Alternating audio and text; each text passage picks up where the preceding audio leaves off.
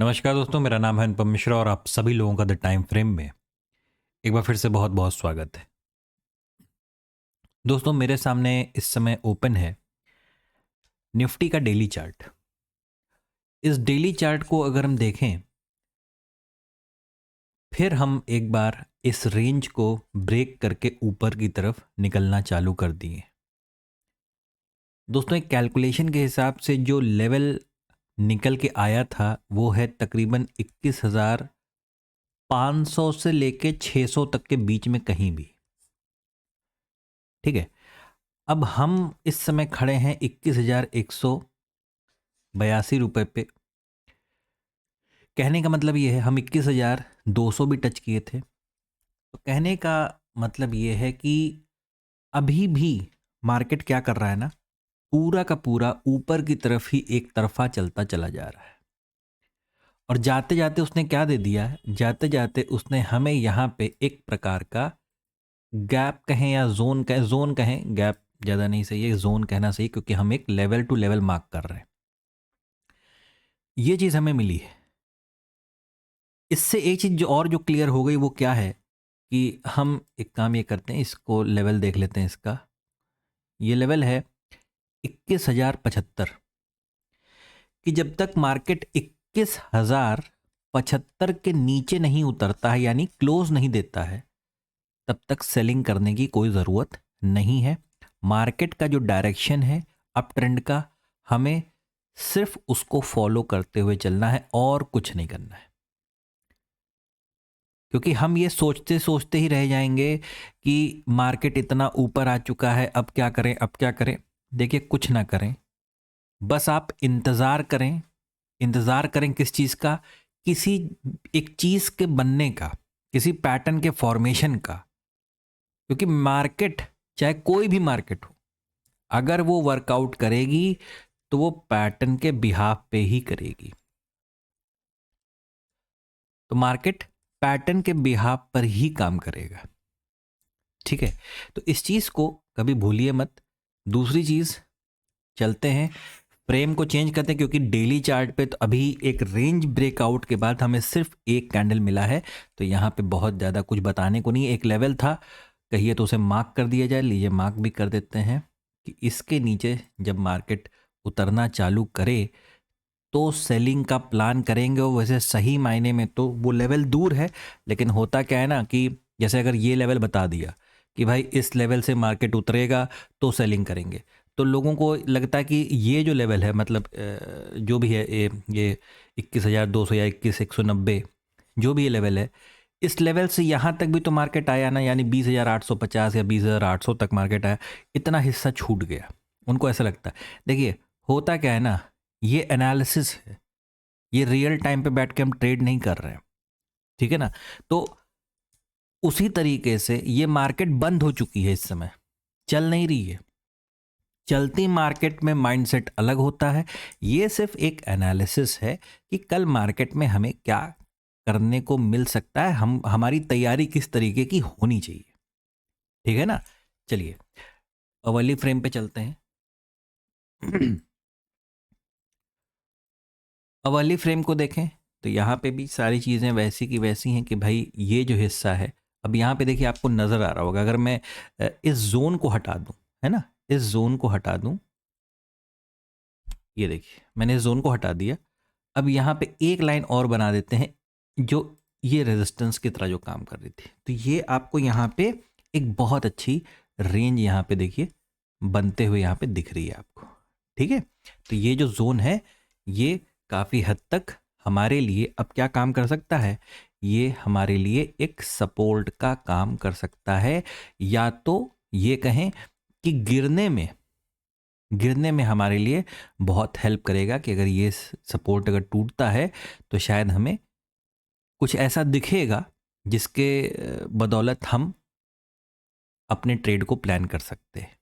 ठीक है, अगर हम अवली टाइम फ्रेम को देखें ध्यान से तो यहाँ पे फिलहाल किसी प्रकार की कोई ऐसी चीज़ नहीं दिख रही है जो हमें डिसीजन लेने में कोई मदद करे।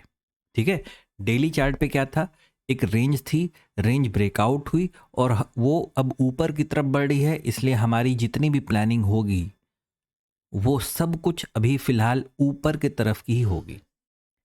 हम फ्रेम को बदलते हैं, देखते हैं, 15 मिनट पे आते हैं। दोस्तों अगर हम लोग 15 मिनट फ्रेम को देखें तो यहाँ पे भी हमें एक बहुत अच्छा ब्रेकआउट मिला था मॉर्निंग के टाइम। ठीक है, यहाँ से मार्केट एक, सबसे पहली बात तो एक बहुत बड़ा गैप अप दिया। गैप अप के बाद इस कैंडल पे यहाँ से डायरेक्ट ऊपर की तरफ मार्केट यहाँ से निकला। निकलने के बाद एक रेंज क्रिएट करता है और रेंज क्रिएट करने के बाद फिर इसे ब्रेक करता है। ठीक है, ये था हम लोग का जो ट्रेड आज हम लोग कर सकते थे। ठीक है, जिन लोगों को करना था बहुत अच्छा मौका था। इससे छोटे फ्रेम पे ज़्यादा क्लैरिटी थी, हम वहाँ पे भी देख सकते थे। ठीक है, तो ध्यान दीजिए, सबसे बड़ी चीज़ ये होता है ना कि डायरेक्शन से बड़ा कुछ भी नहीं है। डायरेक्शन से बड़ा कुछ भी नहीं है। अगर आपको लग रहा है कि नहीं मार्केट यहाँ से प्रॉफिट बुकिंग करके नीचे की तरफ आ सकता है तो आने दीजिए, रोक तो हम वैसे भी नहीं पाएंगे, आप उसे आने दीजिए। लेकिन जब तक मेजर फ्रेम्स पे डायरेक्शन चेंज ना हो जाए तब तक तुरंत के तुरंत हैवी सेलिंग में मत बैठिए। मतलब हैवी सेलिंग का मैं इसलिए नाम ले रहा हूं क्योंकि यहां से बहुत ज़्यादा लोगों को उम्मीद है कि मार्केट किसी भी वक्त गिर सकता है। गिरेगा, बिल्कुल आपकी आंखों के सामने गिरेगा, आपको दिखेगा, उसी के हिसाब से अपने ट्रेड को प्लान कीजिएगा। ठीक है, फिलहाल कोशिश यही रखिए कि जब तक हम, ये जो लेवल बनाया गया था, जोन बनाया गया था, कि जब तक हम इस जोन के ऊपर हैं, हम इस जोन के ऊपर काम कर रहे हैं, मार्केट को बाय ऑन डिप्स का ही रखिएगा। दोस्तों चलते हैं अगली स्क्रिप्ट की तरफ, यानी बैंक निफ्टी, है ना। अगर हम बैंक निफ्टी का डेली चार्ट देखें, ये देखिए बैंक निफ्टी का डेली चार्ट इस समय मेरे सामने ओपन है। यहां पे भी आपको क्या नजर आ रहा है, सेम वही चीज तकरीबन, कि हमें भी यहां पे एक क्या नजर आ रहा है, एक रेंज नजर आ रही है। ये देखिए, है ना, ये भी हमारे लिए एक रेंज या एक जोन जैसा है। यहां पे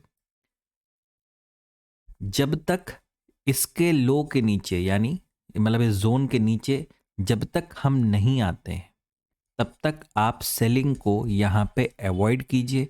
इस जोन के ऊपर जैसे ही आप बने हुए हैं या जब तक बने हुए हैं, मार्केट यहाँ पे भी आपके लिए बाय ऑन डिप्स का ही रहेगा।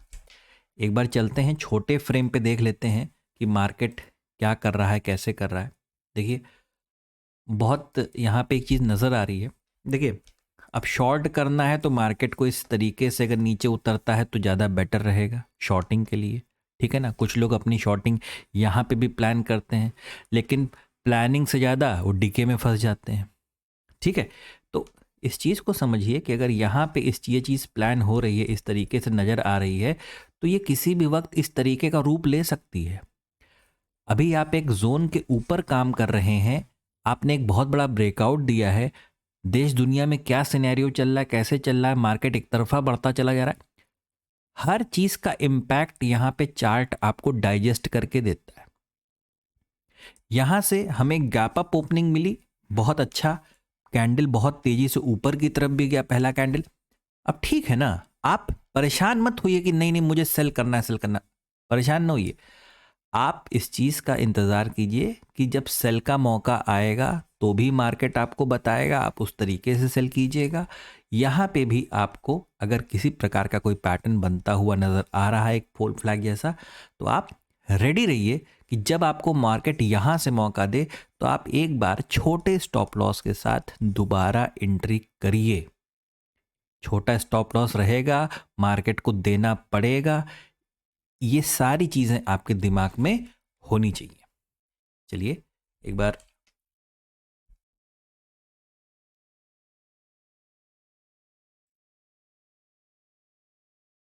आगे चलते हैं एक दूसरे फ्रेम की तरफ और यहां देखते हैं। ये देखिए ये देख रहे हैं आप, ये अब आपको 1 आवर पे कैसा बहुत अच्छा सा एक पोल फ्लैग जैसा दिख रहा था, अब यहाँ पे देखिए कैसा दिख रहा है, यहाँ पे आपको एक एम पैटर्न जैसा दिख रहा है। लेकिन दोस्तों जैसे बात की ना कि हम एक जोन के ऊपर काम कर रहे हैं, कोई बड़ी बात नहीं है, ये कुछ इस प्रकार का रूप ले ले, ठीक है ना। तो मैंने कहा कि जब भी आप एक ऐसे डायरेक्शन में हैं जो मार्केट को ऊपर की तरफ ले जा रहा है, अपने प्लानिंग को, अपनी स्ट्रेटजीज को बाय ऑन डिप्स का ही प्लान करें, ठीक है। मार्केट जब बड़े टाइम फ्रेम पे कोई नीचे के सिग्नल्स देना चालू करेगा, हम उसके बाद वहां पे दोबारा सेलिंग में आ जाएंगे। हम लोग ट्रेडर्स हैं, हम लोग, मार्केट अगर अप ट्रेंड का है तो हमारे लिए बाइंग है, मार्केट अगर डाउन ट्रेंड का है तो हमारे लिए सेलिंग है, ठीक है दोस्तों। ये एनालिसिस था निफ्टी और बैंक निफ्टी के लिए। आशा करता हूँ आप लोगों को अच्छा लगा होगा और समझ में भी आया होगा कि किस तरीके से हमें प्लान करना है, ठीक है दोस्तों। अगर आप लोगों को मेरा एनालिसिस अच्छा लगे तो please like, subscribe and share my channel. धन्यवाद, नमस्कार।